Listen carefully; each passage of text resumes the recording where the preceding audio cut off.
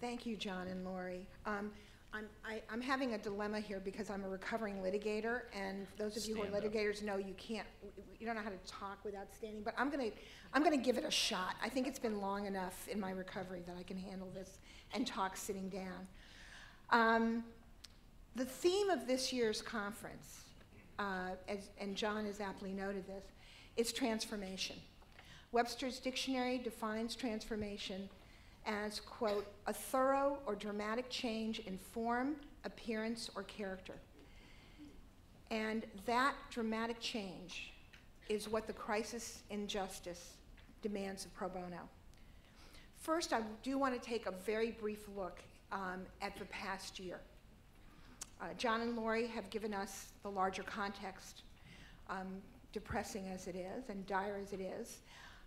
Where has pro bono been at law firms and legal departments in 2011?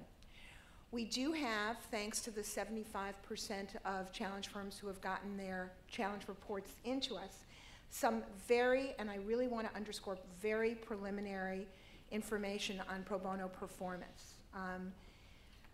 With 75% of those firms reporting, average pro bono hours in 2011, which you remember dropped in 2010 by 8%, are up by almost 9.5%. This is still lower than our high point, our highest ever point in 2009, but clearly moving in the right direction.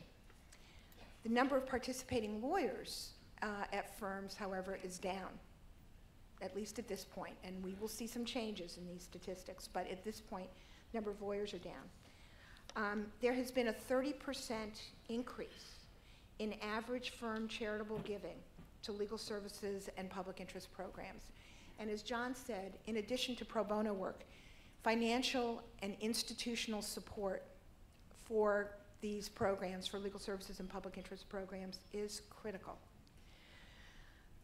Trends in pro bono are inspiring and very much a cause for optimism and excitement. We're seeing the continued maturation of law firm pro bono programs with great creativity and innovation. Despite a very intense focus among law firms on cost cutting wherever possible, we've seen firms' pro bono investment in infrastructure untouched and, in fact, growing. In terms of in-house pro bono, our corporate pro bono effort in partnership with the Association of Corporate Counsel has now worked with more than 500 legal departments. We're seeing pro bono institutionalized at legal departments at an almost unimaginable rate. And for those mature legal departments, which in a very fast-changing world means those with probably more than a year in pro bono, we're seeing a growing maturation of programs, a heightened ambition for pro bono, and a desire, as John said, to begin to look at these issues more systemically than they have in the past. And we've seen a number of creative and exciting things going on in terms of partnerships, work with the courts. As judges reach out, I think we're reaching back with them.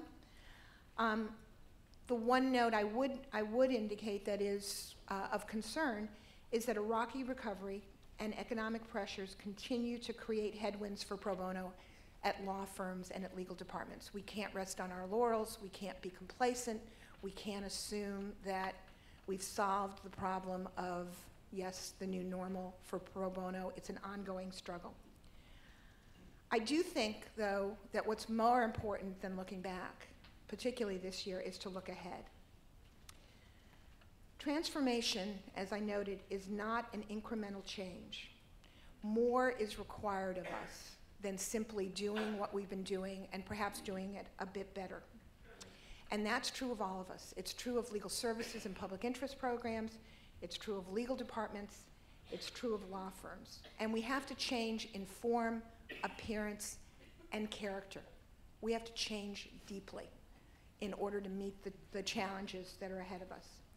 We have to embrace the challenge of injustice in the world and become a force, individually and institutionally, and a leader for transformation.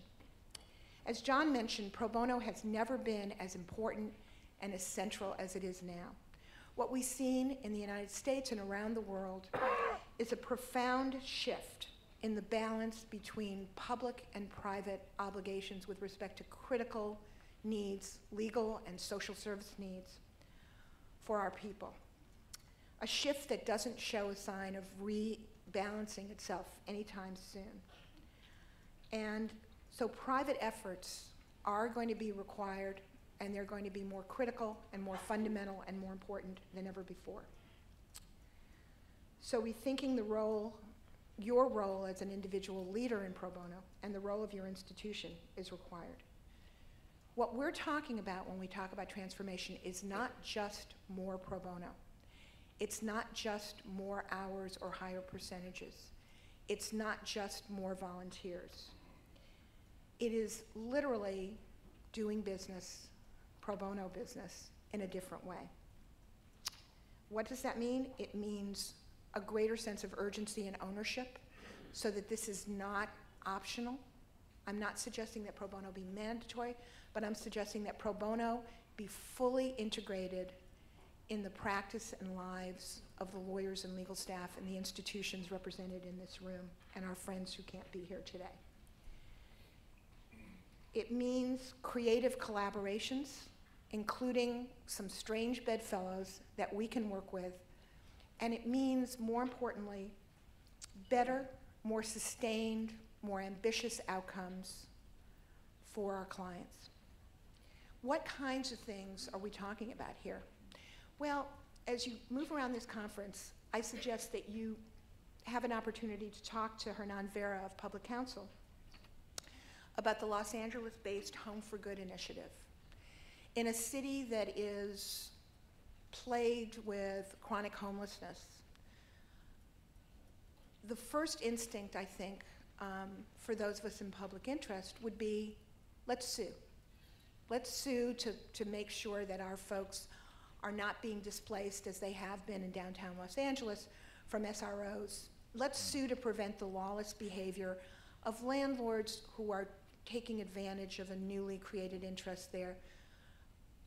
And that certainly may be an important part of the equation, but what has emerged through collaborative efforts is an extraordinary coalition, a coalition of public interest organizations, law firms, business, private foundations, the United Way, and yes, the City of Los Angeles and people in government and city attorney offices in the surrounding areas, to come together to find to recognize that the problem is all their problem, that having people who don't have a place to stay costs the government and creates problems for all kinds of institutions.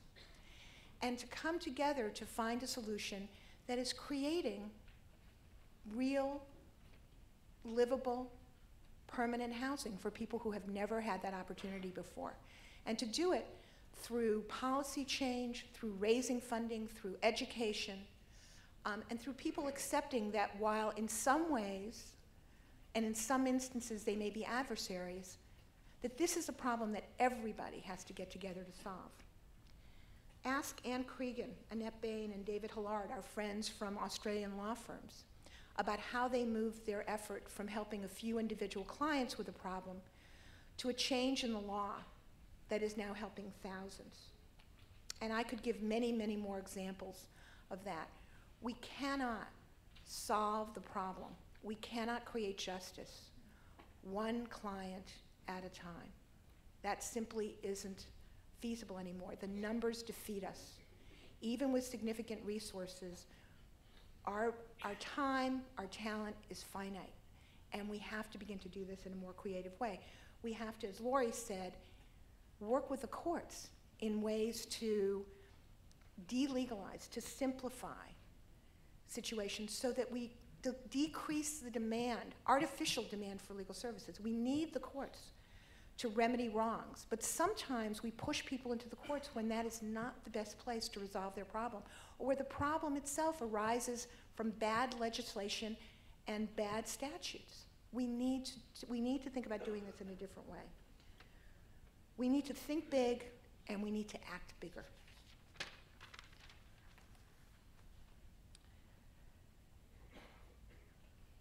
Laurie and John have both said the same thing.